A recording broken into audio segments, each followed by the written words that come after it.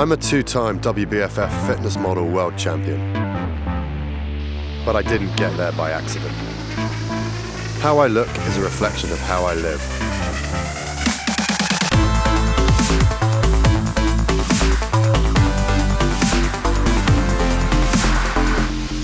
I'm Shaun Stafford. I want to help you look and live your best. Today's workout is a chest and back superset-based routine. I came up with this routine as a progression on from a rehab program that I followed for about 12 weeks following surgery on my shoulder. So the main focus of today is to give the joint a load of structural integrity, start to build up some strength back in the muscles around the shoulder, the pectoral girdle in the arms, and then just try and slap some of that muscle tissue back onto my upper body after a long period on the sidelines. So you don't have to have had an injury to do this workout. The way that it's structured and the intensity at which you're going to train will give you fantastic results regardless of what your previous training background or injury history is.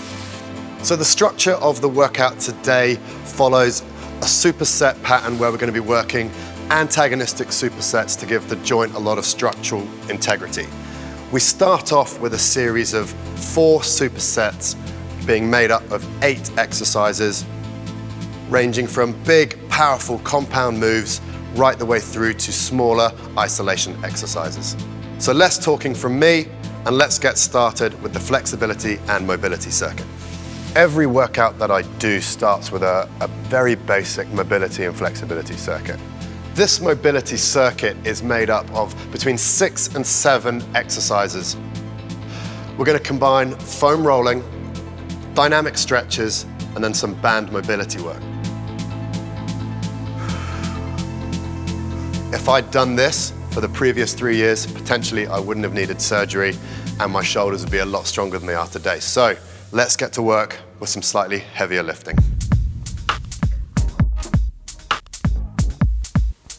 So this first superset involves an incline bench press, and we're going to superset that with some neutral grip pull-ups. Because these are quite big compound exercises, it's a really good idea to do a couple of warm-up sets first. So we're going to put a nice light weight on the bench press. So in between these warm-ups, we don't actually want to take any rest. As the name kind of alludes to, it's a warm-up. We want to get the body warm. So we're going to go straight from one, straight to the other, a couple of times before we get cracking with the full-on heavier stuff. So now we've got the warm-ups out of the way, we're going to get into the nuts and bolts of the workout. So for the opening superset, we're going to do 5 sets between 6 to 8 reps, and we're actually going to take 60 seconds rest between the A exercise and the B exercise. For every rep that I do, I like to control the movement down for 3 to 4 seconds before having a short isometric pause at the bottom and then exploding up. In the eccentric part of the move, you're always stronger than you are in the concentric, so it's a really good opportunity to take that control and make sure the muscle works a lot harder. And then when you're at the bottom, you can explode out and sort of generate that maximal force through the concentric phase.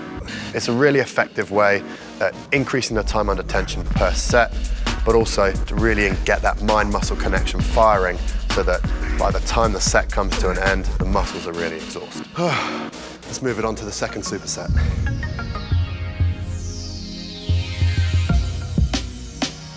Now we motor on to the second superset of the workout.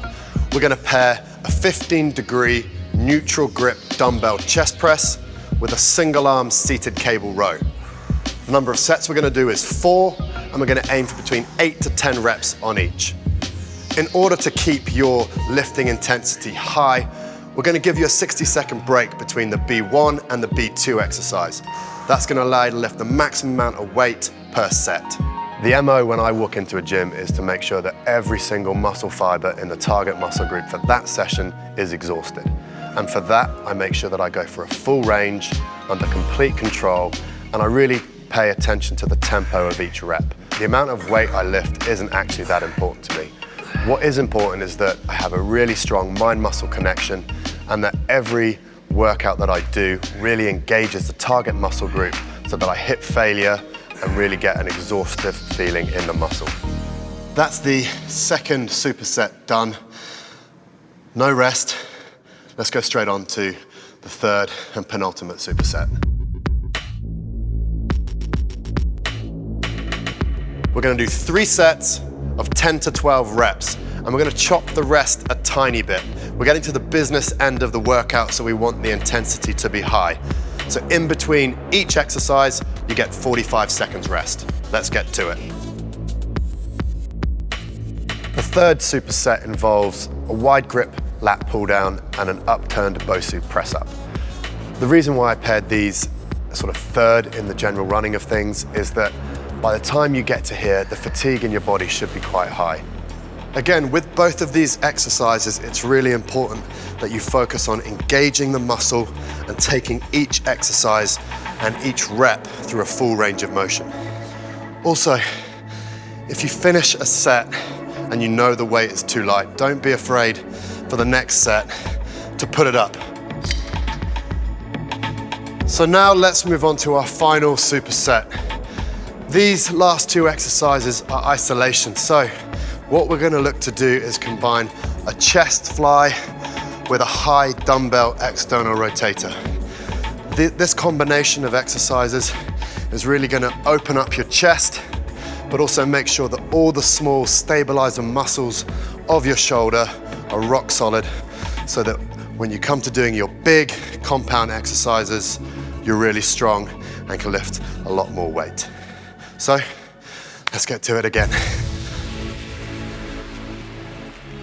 The final superset, we're gonna do 2 sets of 12 to 15 reps, and the rest period is gonna drop again to just 30 seconds.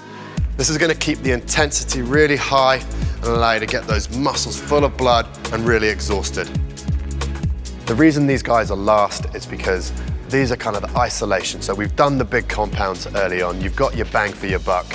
Now we're looking at fine tuning and really trying to get the most out of those muscle groups at the end. So for me, when I was injured, my chest sort of went away. I couldn't do any sort of pec exercises. So for me, adding in that extra sort of isolation exercise on my chest is important, but also allowing the joint to really open up and stretch out with every rep is phenomenal for maintaining stability in the shoulder. So that is it for this workout. Stick this into your routine in place of your chest and back workout, and try it for about 6 to 8 weeks, about once a week. All the details for this workout are broken down in full on the page below, only at Bodybuilding.com. If you have any questions for me or want to get in touch, find me on Facebook at Shaun Stafford Fitness, on Twitter at Shaun Stafford, or on Instagram at Shaun Stafford also. And for more free articles and workouts just like this, keep coming back to Bodybuilding.com.